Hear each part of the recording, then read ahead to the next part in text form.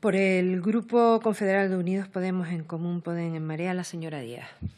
Gracias, presidenta. Bienvenido, señor Delgado. Agradecerle su comparecencia, pero si nos permite, incluso en estricto sentido profesional, agradecer en nombre de nuestro grupo la profesionalidad de un cuerpo como el suyo, como el que ustedes representan, que de alguna manera nos reconcilia con nuestro país y con unos profesionales que, en realidad, nos demuestran todos los días que, a pesar de las enormes dificultades que tienen para ejercitar su trabajo, desde luego nos demuestran que, a pesar de ello, siguen adelante. Vaya esto en primer lugar.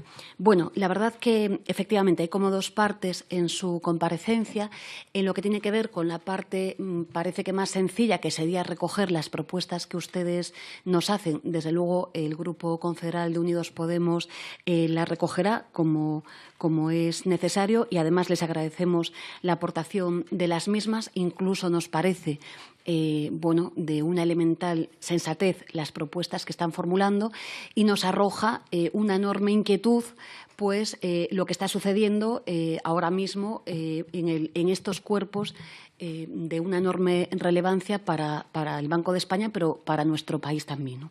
Pero por hacer y formular algunas preguntas, empezando por alguna de ellas, ¿no?, le queríamos formular una primera cuestión, y sería si para ustedes, después de caer la sexta entidad financiera de nuestro país, pues este relato oficial de que la crisis financiera ha terminado, según su pericia y su criterio y su juicio, ¿esto es así? ¿Ha terminado o no ha terminado? ¿Se impone el relato oficial? Dos, aunque ha pasado, usted lo ha dicho de manera lateral, pero ante esta caída del sexto banco, de la sexta entidad de nuestro país, no estamos ante un elevadísimo riesgo sistémico por, obviamente, la concentración bancaria en una ratio que estamos, a diferencia de los países de nuestro entorno, pues en una concentración del 71% frente a las medias europeas.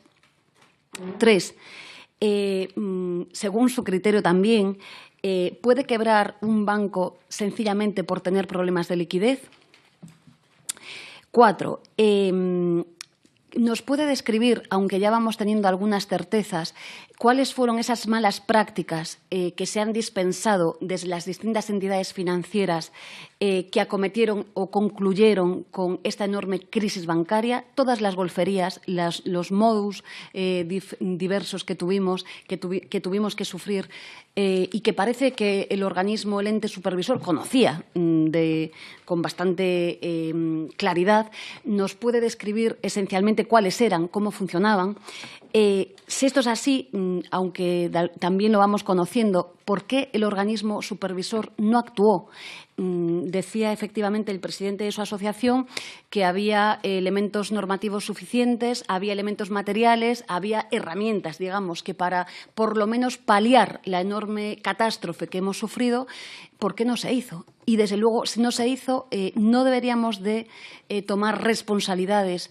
Usted decía sancionadoras en el ámbito administrativo, pero también penales, porque obviamente es muy duro lo que este país sigue viviendo, por recortes, suicidios y, como ustedes mismos cifran, más de 72.000 despidos en el conjunto del país. No es cosa menor. También, en lo que tiene que ver con el mecanismo único de supervisión, a todas luces parece que estamos mucho peor que antes. ¿Nos puede usted explicar las nuevas normativas vinculadas al mecanismo único de supervisión? Digamos que nos colocan en peor posición, jurídica, de lo que la teníamos en los momentos antecedentes. Incluso lo que su presidente señalaba, ¿no?, que con la ley de disciplina podríamos haber hecho muchas cosas, o incluso llega a afirmar que incluso estábamos más protegidos que en la actualidad. Es decir, todos los cambios normativos que están operando en el momento actual parece que vamos para atrás y no avanzamos. Por cierto, claro, hablamos de malas prácticas bancarias en sentido extenso, pero es que el informe de la Comisión Nacional y los sindicatos y los trabajadores y las trabajadoras de la banca, pero el informe de la Comisión Nacional está alertando de las mismas malas prácticas que se están produciendo hoy en día en las entidades financieras. ¿Qué pasa? ¿Qué hace el supervisor? ¿Sigue sin saber lo que está pasando? ¿Sigue sin disponer medios para atajar esta situación? ¿O nos vamos a volver a ver involucrados en un tiempo más próximo de lo que quisiéramos en una futurible catástrofe como la que hemos vivido? También respecto de las fusiones y en términos de responsabilidad, quisiéramos, en nombre de nuestro grupo, leer un texto. El señor Fernández Ordóñez, en la Comisión de Investigación de las Cajas Gallegas, no ha querido comparecer, pero sí que quiso contestar a unas preguntas por escrito y, por tanto, obran documentadas estas preguntas. Y, claro,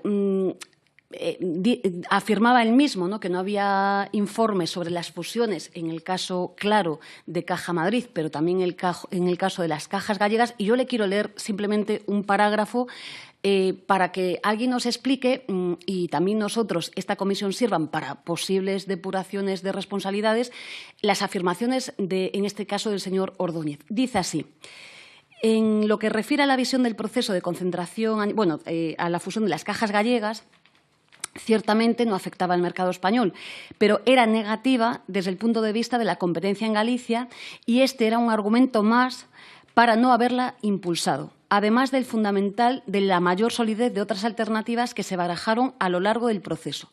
Yo tuve ocasión de plantearle estos problemas de competencia al presidente de la Xunta de Galicia en una entrevista en la que traté de convencerle, y es obvio que no pude, de que permitiera buscar soluciones más sólidas y mejores desde todos los puntos de vista económicos, incluido el de mayor competencia.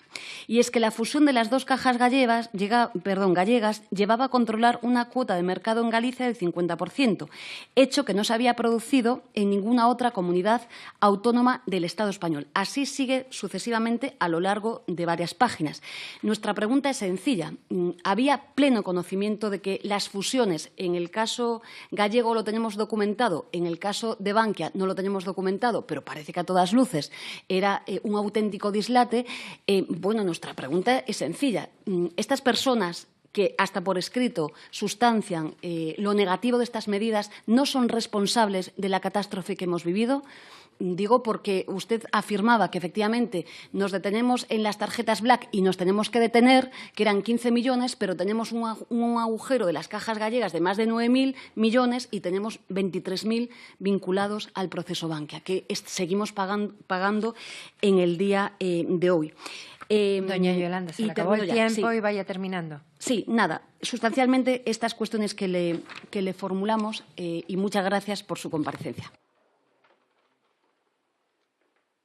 Muchas gracias, señora Díaz.